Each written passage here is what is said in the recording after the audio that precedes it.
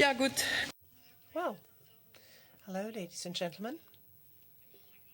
I would like to bid a very warm welcome to the President of the United States, Barack Obama. A very warm welcome indeed to Berlin. It's his first visit to Berlin as President of the United States, certainly not his first visit to Germany. We have had on numerous occasions the opportunity to talk. We have established ties of friendship based on trust, and I would like to thank you for this. Our cooperation is based on ties of friendship that have lasted for many, many decades between the Federal Republic of Germany and the United States. And this is such a very good relationship because it is based on shared values.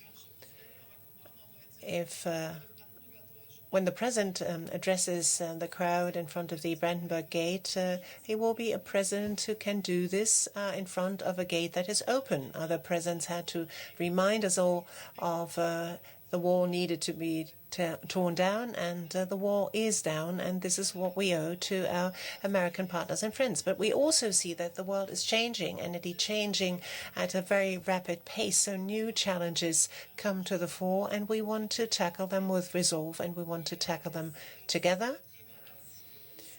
What looms most prominently on our agenda here in Germany, but also in Europe, and I trust in the United States, and could be a very valuable project to these two great economies of the world, the free trade agreement. I'm very glad that we were able to conclude the negotiations leading up to the mandate. We will throw our effort behind this fully and squarely, because we think that economies on both sides of the Atlantic will very much benefit from that. It's going to be a win-win situation, and it also is an eloquent testimony to this globalized world where we can work better together, both politically and economically. So this is why I think this is a very, very important free trade agreement, and I say this on behalf of the federal government as a whole. We talked about questions of the internet in the context of PRISM. We talked at great length about the new possibilities and about also the new threats that the internet opens up to all of us. The internet is new territory, uncharted territory to all of us, and it also enables our enemies. It enables enemies, our free liberal order, to use it, to abuse it, to bring a threat to all of us, to threaten our way of life. And this is why we value cooperation with the United States on questions of security.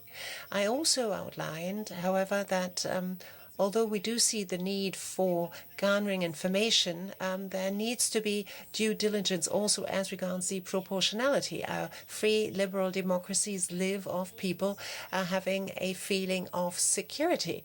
And this is why an equitable balance needs to be struck. There needs to be proportionality, and that is something that we agreed on to have a free exchange of views on between our staff, but also the staff of the Home Secretary in the States, and also the Minister of Interior here in Germany, and this is going to be an ongoing dialogue. We talked about a number of foreign policy issues. We are both of us engaged in Afghanistan.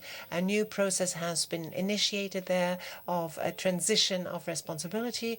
This is a process that we are going to tackle together, just as we tackled the greater military challenges of the past together, and building up the security forces in Afghanistan together. We will stand together with the United States and solve outstanding problems that are very difficult indeed still. We also addressed Iran. We addressed the Middle East situation as regards the peace process in the Middle East. I think that the initiative of Secretary Kerry offers a very good opportunity to revitalize peace talks. The region needs peace. The partners ought to take up the offer that is on the table because it is urgently necessary to bring about negotiations, and we will continue also to work on Iran, on the nuclear program of Iran. That is also something that we agreed on. We had very good talks. We had, as usual, very open and candid talks. So yet again, a very warm welcome to you, Mr. President. Well, thank you very much. Guten Tag. It is wonderful to be back in Berlin. I've always appreciated the warmth with which I've been greeted by the German people, and it's no different today, although I'm particularly impressed with the warmth of the weather here in Berlin. And I'm also very grateful for Chancellor Merkel's invitation, 50 years after the visit of President Kennedy. The Chancellor and I are just back from the G8 summit, just one of the latest meetings that we've had together. During my time in the White House, I've had the privilege of working with Angela on a whole host of issues. Last time she was at the White House, I had the privilege of presenting her with the Medal of Freedom, our highest civilian honor that a president can bestow, and that speaks to the closeness of our relationship, the strength of our alliance. You know, I know that here in Germany, sometimes there's been talk that the transatlantic alliance is fading in importance, that the United States has turned its attention more towards Asia and the Pacific, and in both conversations with Chancellor Merkel and earlier with your president, I reminded them that from our perspective, the relationship with Europe remains the cornerstone of our freedom and our security, that Europe is our partner in almost everything that we do, and that although the nature of the challenges we face have changed, the strength of our relationships, the enduring bonds based on common values and common ideals very much remains. We began today talking about economic issues, following up on the discussions that we had had at the G8 summit. Overall, Germany is our largest trading partner in the EU, so we've got a profound stake in each other's success. We agree that there's more work to do. Not only do we have to grow, but we also have to reform our economies structurally. You know, when you look within Europe, obviously different countries are at different stages in that reform and restructuring process. We're going through our own need to reform, for example, our healthcare system, which is much more expensive than most of the developed world and largely accounts for our deficits and our debt. The good news is, though, that we have gone through the worst recession in years, and we are poised to come back stronger if we take advantage of these opportunities. One of the opportunities that we spoke about, obviously, was the Transatlantic Trade and Investment Partnership, or TTIP. The U.S.-EU relationship is already the largest in the world economically. 13 million American and Europeans have jobs that are directly supported by mutual trade and investment.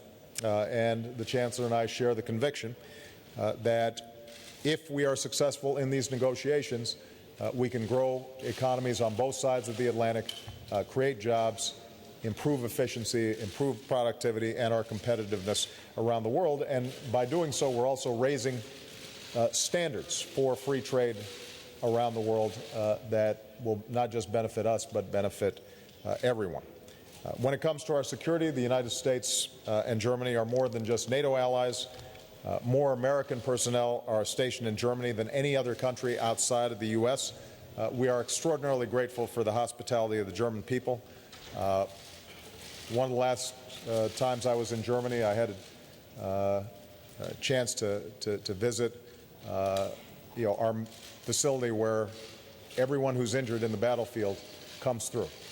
And to see the dedication, but also the hospitality the Germans are providing for our young men and women when they've been grievously injured, I think is a strong symbol of how much this means to us. Our men and women have been serving side by side in Afghanistan. Germany is the third largest troop contributing nation there. We're both grateful for the sacrifices that our servicemen and women and their families have made in this common effort. And because of those efforts, Afghanistan now has the opportunity to secure itself and determine its own destiny. We welcome President Karzai's announcement yesterday that Afghan forces will soon take the lead for security across the country. which is an important milestone, one that we established in our NATO summit.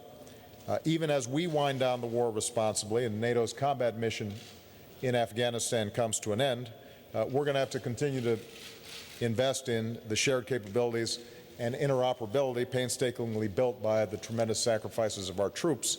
And I appreciate Germany's interest in making sure that even after our troops are no longer involved in combat operations, that we can continue to see progress in Afghanistan.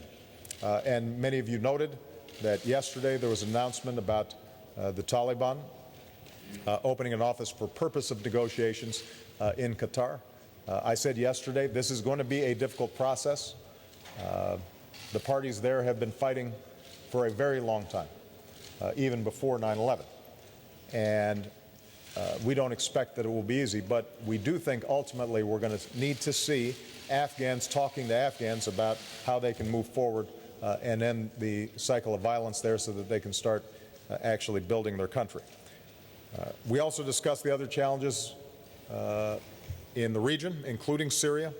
We are united to see a negotiated political settlement to that conflict. We want to see a Syria that's unified, democratic, and at peace. Right now, we need to see an end to the bloodshed, and we have to make sure that chemical weapons are not used on the ground. I thought we saw some progress at the G8 in reaffirming the need for a transitional governing process and a UN investigation of the potential use of chemical weapons there. I thanked the Chancellor for Germany's unwavering support of the search for peace between Israelis and Palestinians, and I briefed her on my Secretary of State, John Kerry's efforts to find common ground there. And finally, I want to thank Chancellor Merkel's not only generous invitation, but also the humbling privilege that I'll have to address the people of Berlin from Pariser Platz on the eastern side of the Brandenburg Gate. The other side of the wall that once stood there, the wall that President Reagan insisted be torn down. A quarter century since then has been one of extraordinary progress. We can witness this in the incredible vibrancy and prosperity of Berlin. But one of the things I'll address today is the fact that given the extraordinary blessings that we enjoy as Americans and as Germans, we have an obligation to make sure that walls around the world are torn down. And we can only accomplish that together. So I'm grateful for our alliance, I'm grateful for our friendship, and I'm looking forward to an opportunity to answer some questions. Am I starting off, or? From the American Press, Julie Pace, the Associated Press. Yeah. You need to make. I wanted to follow up on your comments about the Taliban talks. When you announced those talks yesterday, you praised Afghan President Hamid Karzai as being courageous for being willing to take that step. Right. Yet today, Karzai says that he's suspending talks with the U.S. in response to the Taliban negotiations. How is it possible for you and President Karzai to be on such different pages about this key decision? And is Karzai saying different things to you privately than he is publicly today? And Chancellor Merkel, you mentioned that PRISM came up in your discussions today with President Obama. Are you more reassured now about the scope of those programs following the discussions? And did President Obama give you any reassurances that the programs don't violate German privacy rights? Thank you. We had extensive conversations with President Karzai both before and after the Taliban opened the office in Doha. As I think has been reported, there were some concerns about the manner in which the Taliban opened it, some of the language that they used.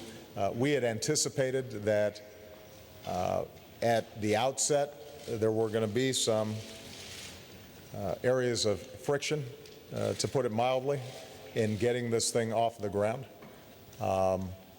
That's not surprising. As I said, they've been fighting for a very long time. There's enormous mistrust, not only of the Taliban and the Afghan government have been fighting for a long time. They're fighting as we speak. I mean, we're in the middle of a war. and Afghans are still being killed. And by the way, members of the international forces there are still being killed. And that's not abating as we speak.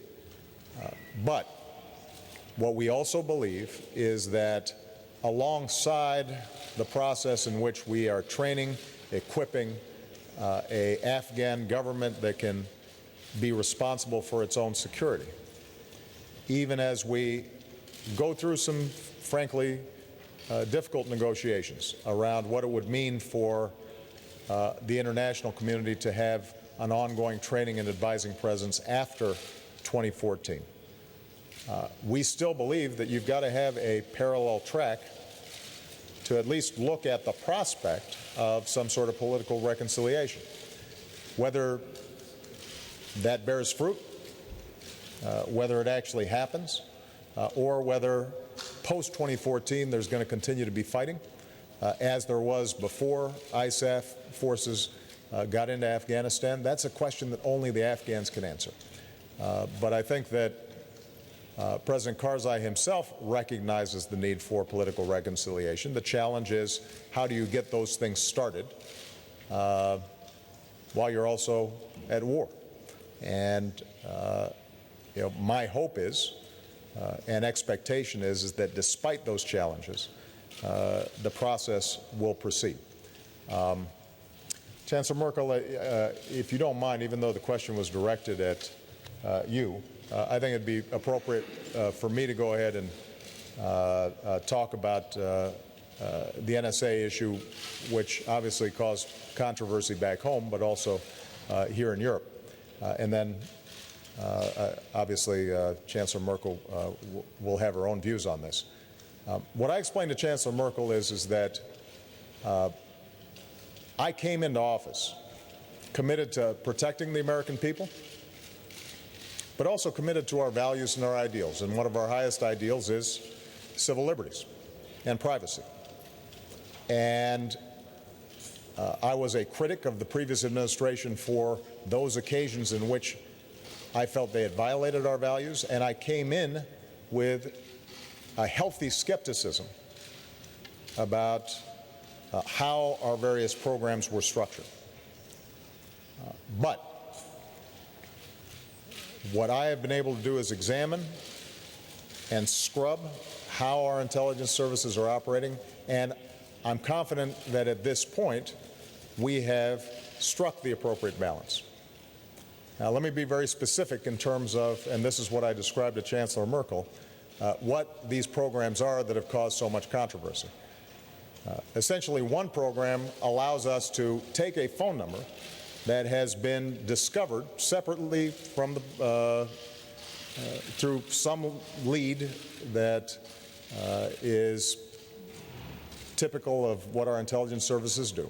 But we get a phone number, and what we try to discover is, has anybody else been called from that phone? And we have bulk data that allows us to just check on phone numbers and nothing else. No content. Nobody's listening in on a conversation at that point.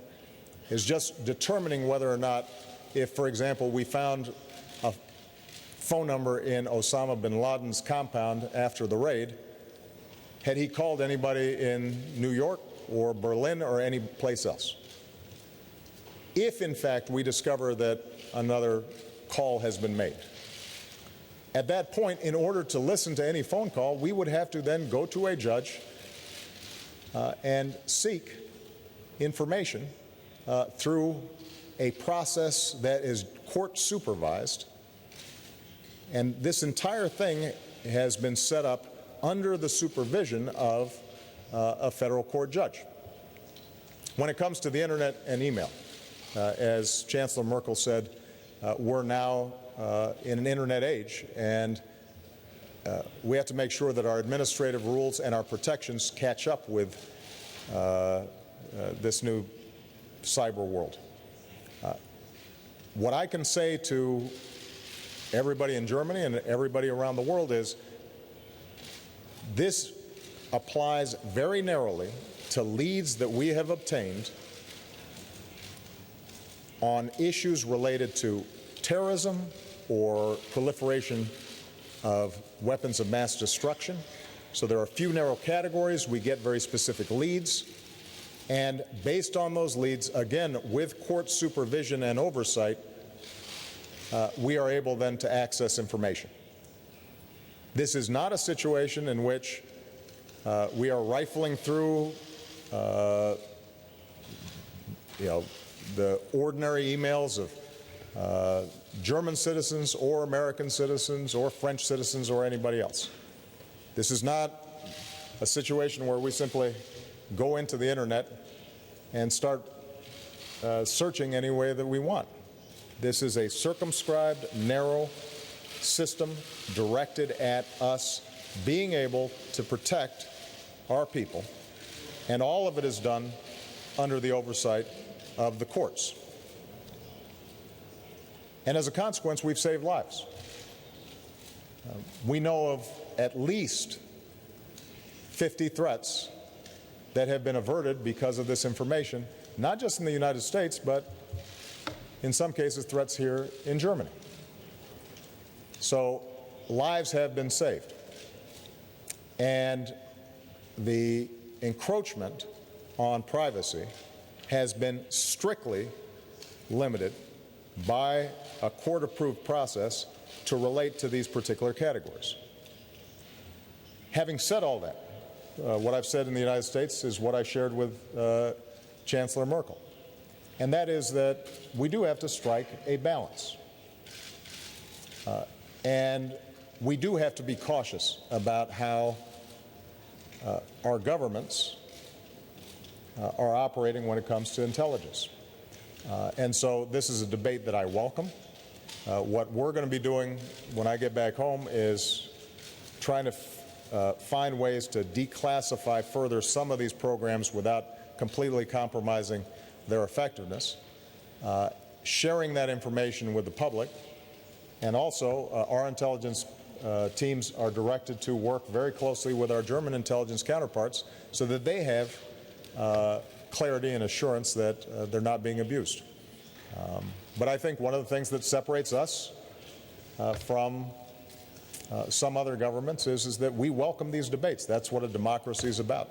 And I'm confident that we can strike this right balance, keep our people safe, but also preserve our civil liberties, even in this internet age.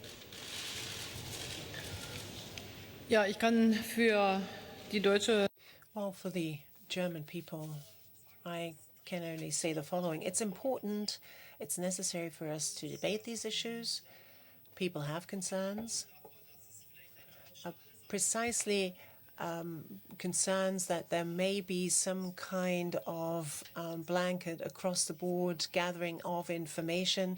We talked about this, the questions that we have not yet perhaps satisfactorily addressed, we will do address later on, but there needs to be a balance, there needs to be a proportionality, obviously, between upholding security and safety of our people in our country and privacy rights. There are quite a lot of instances where we were getting very important information from the United States, for example, the so-called Sauerland group.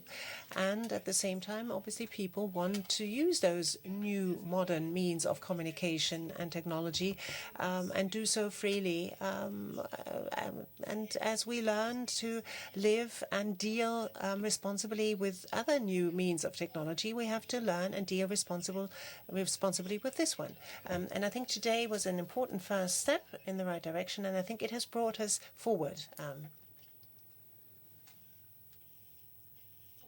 Madam Chancellor, Mr. President, first a question addressed to you, Mr. President.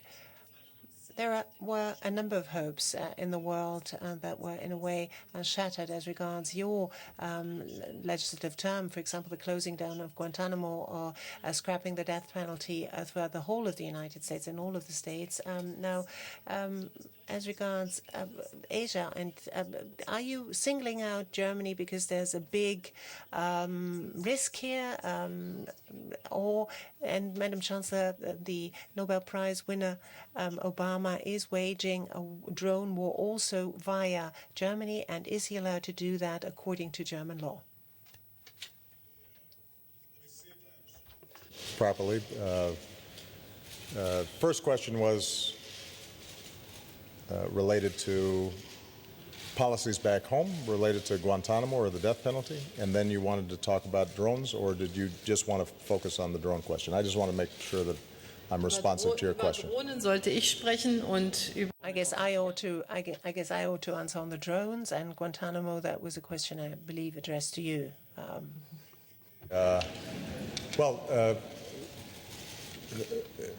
It continues to be my policy that I want to close Guantanamo. It has been more difficult than I had hoped, in part because there's been significant resistance from Congress on this, and on some issues, I need congressional authorization. But about a month ago, I gave a speech in which I said that I would redouble my efforts to do so. Because 9/11 happened, and we now have been involved in one form or another in a war for over a decade. One war, I think, in Afghanistan was necessary. One war I disagreed with strongly. But in either case, there are dangers if we get on a perpetual war footing. The threat of terrorism remains real, and we have to be vigilant, and we have to take steps to protect ourselves, consistent with our values and consistent with international law. But we also have to guard against being so driven by fear that we are not changing the fabric of our society in ways that we don't intend and do not want for the future. I think closing Guantanamo is an example of us getting out of that perpetual war mentality. Some of the people at Guantanamo are dangerous. Some of them did bad things. But we cannot have a permanent outpost in which they're being held, even as we're ending a war in Afghanistan that triggered some of these, the capture of some of these detainees in the first place. So I'm confident that we can continue to make progress on this front, although you're right, it has not been as fast as I would have liked. One of the things you discover as a politician is that people don't always do exactly what you want. It's shocking, and then you have to keep on working at it. One thing with respect to drone policy, in that speech that I gave, I also addressed that issue of the lethal targeting of identified terrorists. This also is a source of controversy. We have constrained it tightly, and as we defeat al-Qaeda, we have to, I think, very carefully examine how these technologies are used. I can say, though, that we do not use Germany as a launching point for unmanned drones to go after as part of our counterterrorism activities. And so I know that there have been some reports here in Germany that might be the case. That is not. Ich möchte dazu Let me compliment by saying that the United States of America have bases here, they have soldiers here, they fulfill a very important function, particularly in the fight against terrorism. If I think of Ramstein, for example, and also supplies to soldiers, but also caring for wounded soldiers. We as allies, as members of NATO, stand shoulder to shoulder here, and we provide bases for our activities, and our work is based also on shared values. As I said, we have exchanges on values, but I think it's good.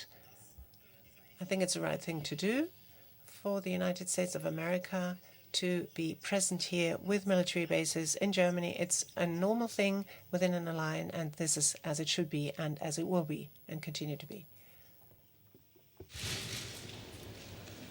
Thank you. Mr. President, on Syria, for the purposes of transparency, can you be specific about what military arms the United States will be providing to Syrian rebels and about which groups will be receiving them? And on the same subject, President Putin appeared resolute and isolated on Syria at the G8. How can a political process succeed in bringing peace if Russia continues to support Assad both militarily and politically? Merkel, wenn ich meine Frage auf Deutsch stellen darf. Die Bundesregierung Madam Chancellor, if I may, in German, the federal government has always argued along the lines that weapons exports and deliveries with supplies would always lead to an escalation because they could land in the hands of terrorists. Don't you think that the situation is going to be exacerbated if America supplies it? Perhaps you would also comment on Mr. Putin. Thank you. Well, first of all, Jeff, I'm very impressed with your German. And I don't know if you had to practice, but you sounded great.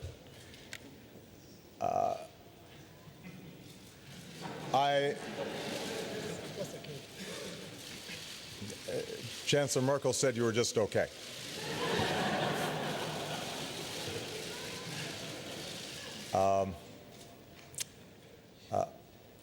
I cannot and will not comment on specifics around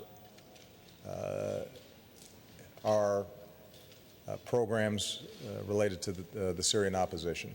What I can say is that we have had a steady, consistent policy, which is we want a Syria that is peaceful, non-sectarian, democratic, legitimate, tolerant, and that is our overriding goal. We want to end the bloodshed. We want to make sure that chemical weapons are not used and that chemical weapons do not fall into the hands of people who would be willing to use them. And so we've had a consistent view in our desired outcome in Syria. It's also been our view that the best way to get there is through a political transition. And we said that a year ago, we said that 2 years ago.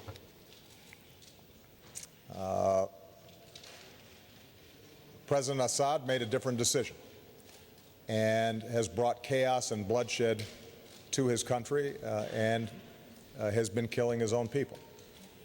And it is our view that it is not possible for him to regain legitimacy after over 100,000 people have been killed and millions have been displaced inside the country. So the question now is just as a practical matter, and this is what I said to President Putin, as a practical matter, if in fact Syria is to remain a unified country and the bloodshed is going to end, how do we do that? The only way to do that is through some sort of political transition process. And the good news out of the G8 meeting was that you saw all the countries, including Russia, reaffirming the communique coming out of the first Geneva talks that said we need to create a transitional governing body with full powers.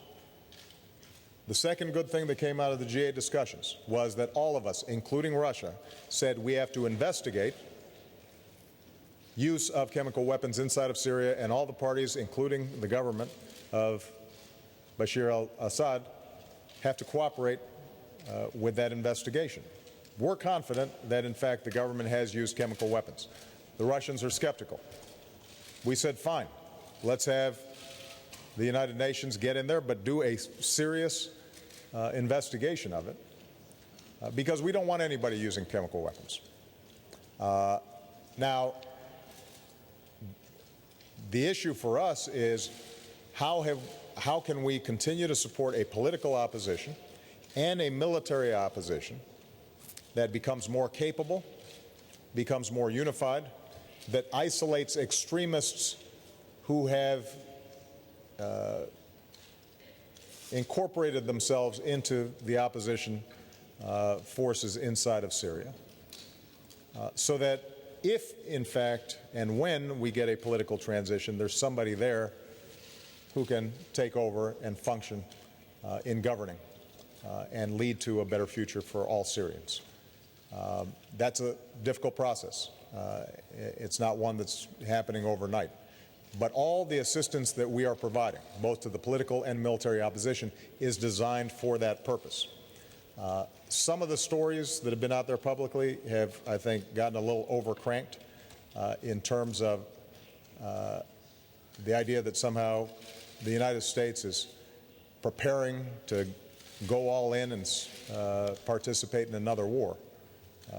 What we want to do is end a war, but the only way it's going to end is if, in fact, we have the kind of transition that I described. And although you're right that at this point President Putin believes that what would replace Assad would be worse than Assad himself, what I think will become more and more apparent over the coming weeks and months is that without a different government, you can't bring peace, and in fact you're going to see sectarian divisions get worse and worse and start spilling over into the other parts of the region, and that would be good for nobody. Zu der Frage der Waffenlieferungen. On the issue of arms supplies, Germany has very clear, strict rules on this, legal rules, according to which we are not allowed to supply arms into areas where there is civil strife, and that is not specifically designed for the Syrian question. It is a general rule, but that does not mean that we do not wish and can play a constructive role as regards the political processes, for example, as regards humanitarian assistance, as regards also the debate on which is the right way to go about this. How can we strengthen the opposition, those forces that work in the best interest of the people in Syria on the ground? And the situation is somewhat vague as regards the members of the opposition and quite different. It is our task also, as we see it, that those who wish for a good future for Syria, who are not linked with terrorists, get a chance to achieve full legitimacy, because Germany too is of the opinion that Assad has certainly lost that legitimacy.